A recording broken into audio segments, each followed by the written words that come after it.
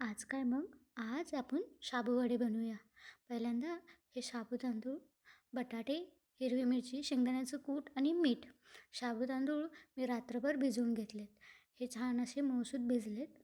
आपण एका मोठ्या बाउलमध्ये शाबू तांदूळ घेऊया. उकडलेले बटाटे घेऊया.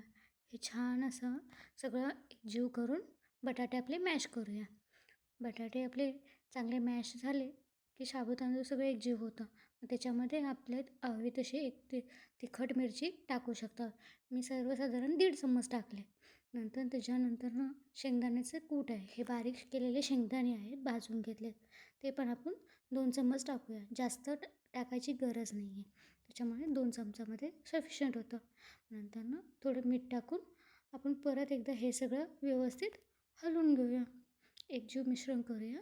हे असं छान असा गोळा तयार होतो. हाताला स्टिकी लागत नाही. तेल लावायची गरज लागत नाही.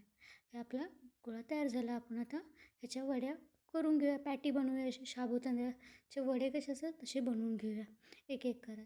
जास्त मोठे नाही आहेत, जास्त छोटे पण नाही आहेत, मीडियम साईजचे आहेत, जेणेकरून आतमध्ये छान असे तळले जातील आतपर्यंत. हे बघा, हे तुम्ही पाहू शकता कसे बघा. अशाच प्रकारे आपण हे सगळ्या वड्या करून घेऊया. हे माझे झाल्या सगळ्या वड्या. आपण तळायला आता घेऊया हे वड्या. तर तेल गरम करायला ठेवलं आहे, तुम्ही पाहू शकता एका कढईमध्ये. आणि आपले शाबू वडे आपण तेलामध्ये हळूहळू सोडून घेऊया. तेल चांगलं तापलं की थोडंसं गॅस कमी करायचा.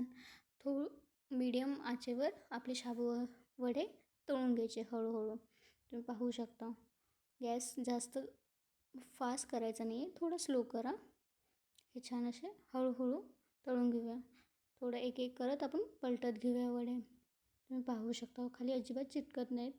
छान असे तळून आपले तयार होतात. कलर चेंज झाला आहे, तुम्ही पाहू शकता. आपले हे तयार झाले शाबू वडे.